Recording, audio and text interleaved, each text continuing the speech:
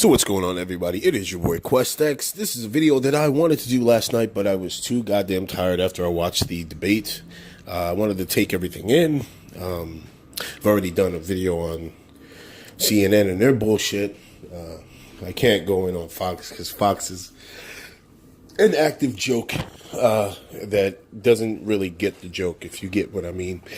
So let's talk about Andrew Gilliam and how he basically raped Ron DeSantis. Let me not use that R word because I know I pissed a lot of people off when I talked about Paul Manafort having an unfortunate incident happen to him in prison. And I know a lot of you guys, you right-wing guys, got your butt hurt. Ooh, I did it again. Damn. Shouldn't use butt hurt, rape, and yeah, whatever. Again, I am a dickhead, so just remember that. So anyway, now on to the whole Andrew Gilliam and how he wiped the floor with Ron DeSantis. I'm going to tell you something, and I'm going to say something that mainstream media is not going to tell you. Andrew Gilliam is a problem not only for the GOP, he's a problem for the corporate Democrats. And here's why. What Andrew Gilliam did last night was what every politician should do. You should not only lay out facts, but you should punch them right in the fucking mouth and throat when they come at you. You understand? Do you understand? Are you listening to you corporate Democrats, you corporate elitists? If you want to win, you need to punch back. And you need to punch back in a certain style and way. Okay? Not everybody can be Donald Trump. And what you watched last night was the epic failure of a Republican candidate who tried to be Donald Trump. And you could see it's not who he is. It came across very stiff in Ron DeSantis. It came across very forced. He looked uncomfortable. He looked like he couldn't wait for that debate to end. Okay? Why is that? Because I told you, like I've said in the past, the day after Donald Trump was elected, the end of the GOP started. And here's why. None of the GOP candidates right now, none of the GOP party, period, has anything of substance to offer other than political talking points about the border, political talking points about the military, political talking points about how America first and jobs and blah, blah, blah, blah, blah, blah, blah, blah, blah. The people are starving for not political talking points. We want solutions. We want a clear direction, a clear line of sight. That tax cut that was given to the top 1% is fucking the GOP up the ass. Oh, I'm sorry. I did it again with the rape innuendos. Sorry, guys. But it's really, really getting to them. Okay? And the mainstream media is not going to report that.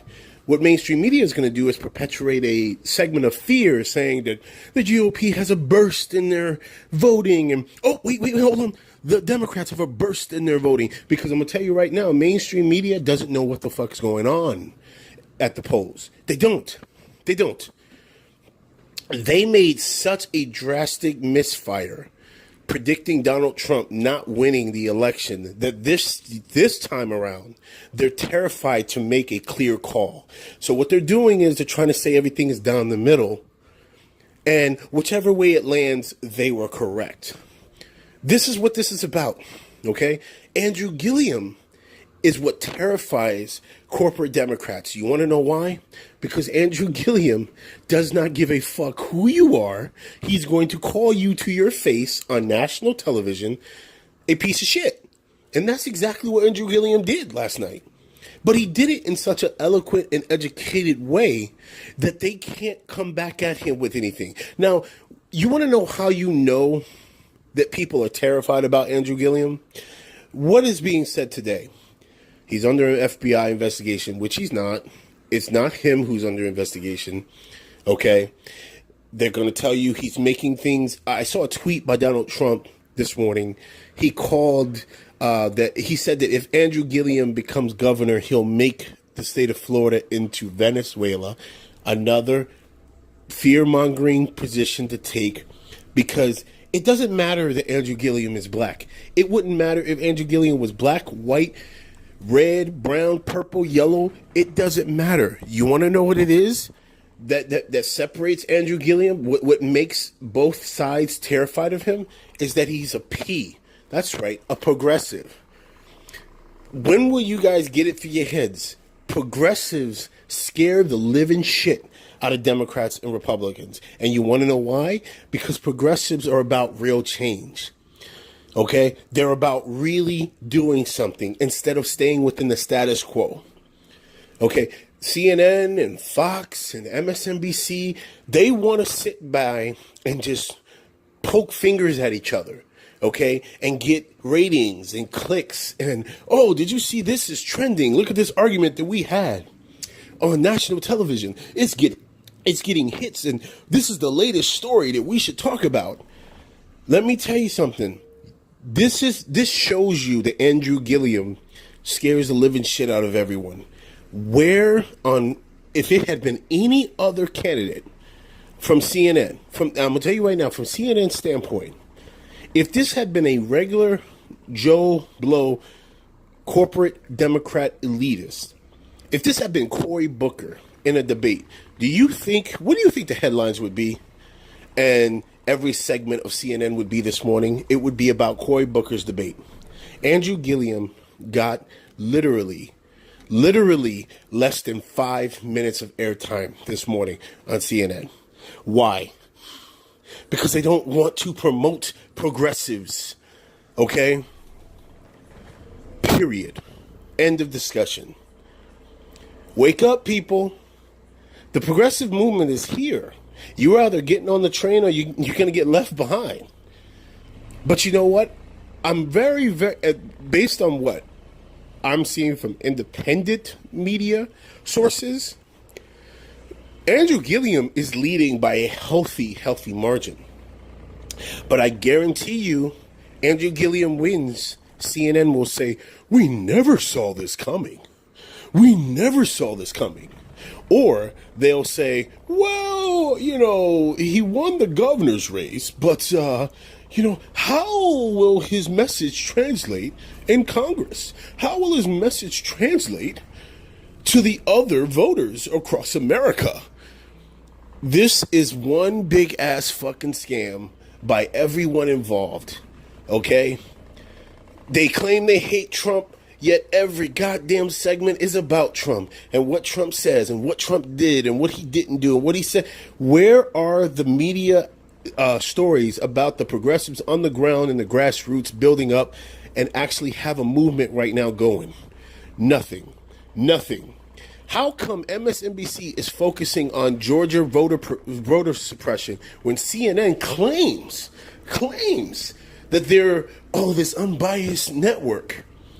Yet CNN has covered the Georgia voting suppression situation either late at night or, we heard that Georgia is implementing voter suppression tactics, and we have to get down to the bottom of it. And they'll have a couple minutes on the segment, and that's it.